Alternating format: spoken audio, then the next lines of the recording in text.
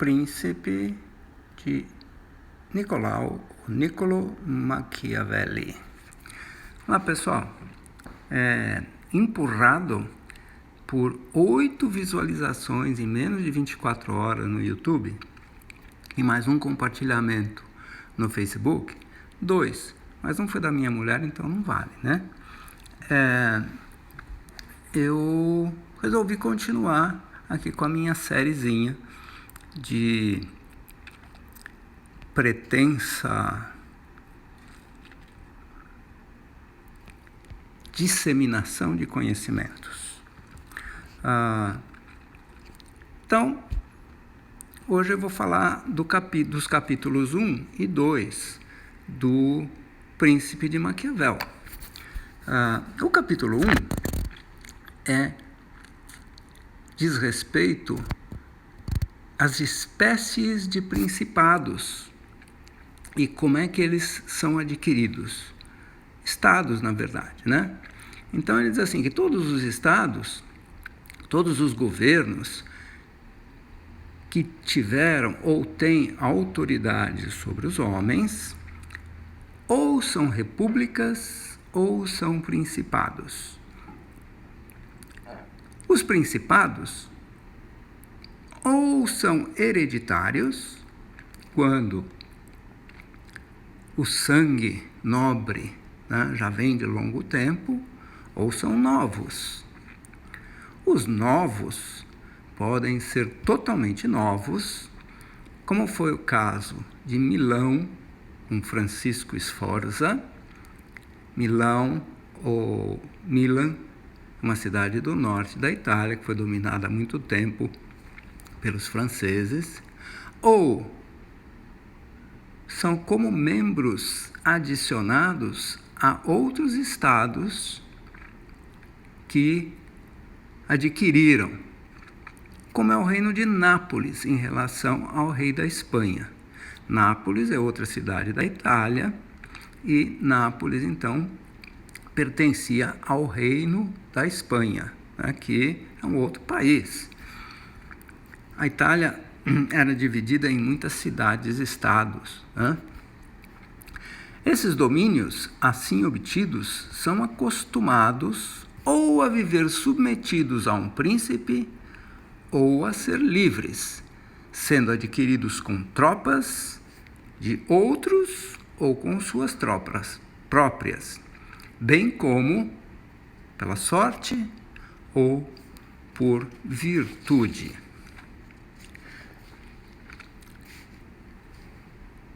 Eu já falei que o Maquiavel nasceu em Firenze, Florença. Firenze é a capital da região da Itália chamada Toscana. Eu vou contar então um pouquinho da história de Firenze. Então, Firenze ela foi fundada na era romana. Ela era uma das colônias de férias, né, dos Césares. Ela está entre os rios Arno e Mugnone e era circundada por uma muralha de 1.800 metros. Ela foi invadida nas guerras godo-bizantinas, entre 541 e 544, foi meio que destruída, reconstruíram as muralhas, mas a cidade estava bem em declínio, bem arrasada. Por volta do VI século, os lombardos, outra região da Itália, conquistaram o norte e o centro da Itália, inclusive Florença. Esse foi o período mais negro da cidade, porque uma outra cidade, chamada Lucca, foi escolhida como capital da região, fundando o Ducado da Toscana. No século VIII, conhecido como período carolíngio, o sistema feudal foi instalado e Florença, então, virou o centro do Império Romano. Período de prosperidade, reconstrução, rumo ao século X, quando Ugo, o filho do antigo duque da Toscana, decide então deixar Lucca e viver em Florença novamente. Firenze, ou Florença, prospera e na Renascença a rivalidade entre duas famílias resulta na formação de dois grupos antagônicos. Os negros, que são os antigos nobres, e os brancos, que são os novos ricos. E, após a mediação da igreja, esses novos ricos acabaram sendo exilados, os chefes acabaram sendo exilados, inclusive um cara famoso chamado Dante Alighieri, que escreveu a Divina Comédia. Entretanto, nos próximos anos, a classe média, rica, liderada por uma família chamada Medici, os Medici, que para efeito prático eles eram quem mandavam na cidade, né? Eles não eram os governantes, mas eles eram quem mandavam na cidade.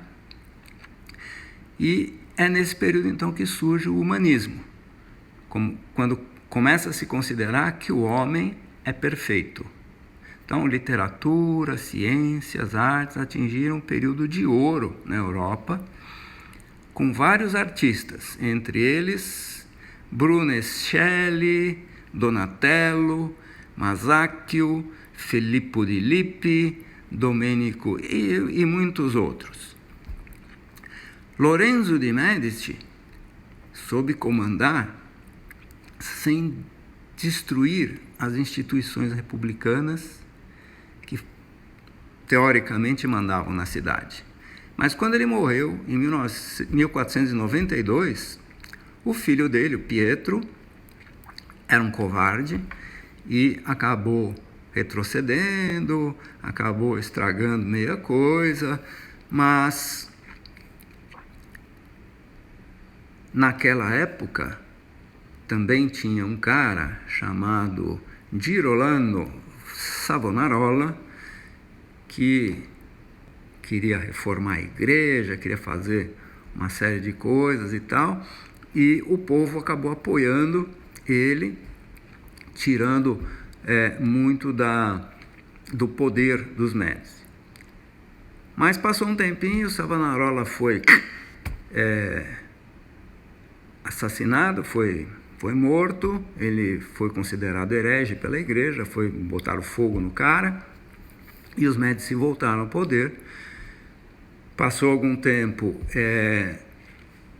o Giovanni Médici foi elevado a papa, e depois Giuliano como Clemente VII. Então, os Médicis dominaram por muito tempo. Em agosto de 1530, Alexandre de Médici é declarado, então, chefe do Estado da Toscana. Esse é o período mais maravilhoso, né, da história da cidade, e é nesse período que convivem ali Miguel Ângelo e Leonardo da Vinci, nada mais, nada menos do que os dois, né? Os dois maiores gênios aí da pintura, da escultura e tal, tudo mais. Bom, vamos então para o capítulo 2, que fala dos principados hereditários. Então, o Maquiavel, ele vai voltar a sua atenção somente para os principados, porque depois ele vai falar mais capítulos na frente, ele vai falar das repúblicas. Então ele vai dizer assim: irei delineando os princípios descritos e discutirei como devem ser eles governados e mantidos.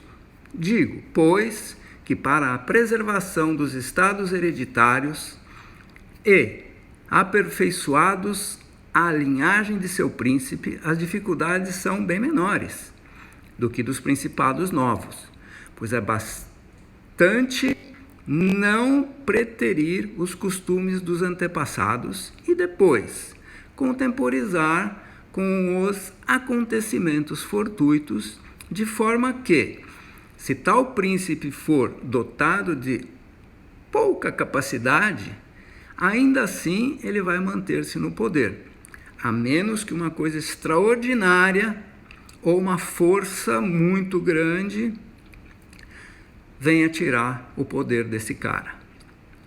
Uma vez dele destituído, se alguém realmente tirar o poder dele, ainda que temível seja o usurpador, volta a conquistá-lo.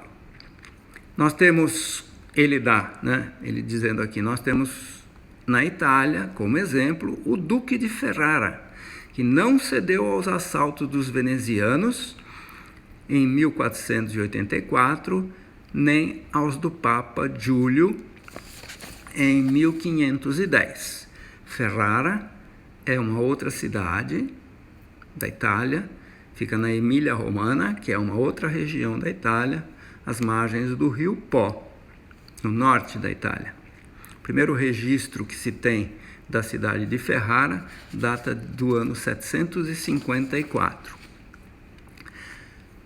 Na verdade, o príncipe natural tem menores razões e menos necessidade de defender, donde se conclui dever ser mais amado e, senão se faz odiar por desbragados vícios, é lógico e natural que seja benquisto por todos.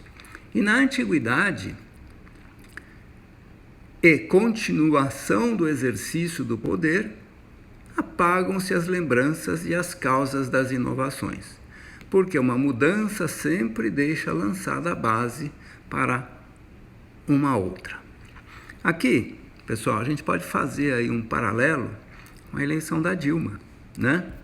No lombo aí do populismo demagógico do Lula e do projeto de perpetuação do poder do PT, através do Lula, porque o PT mesmo não vale nada, né? Não tem ninguém a não ser o tal do Lula e a Dilma que ele criou. E esse projeto aí, né, que eles tinham, e talvez o Lula ainda tenha, né, de perpetuação no poder, a lá Fidel Castro, a lá Evo Morales ou a lá Nicolás Maduro.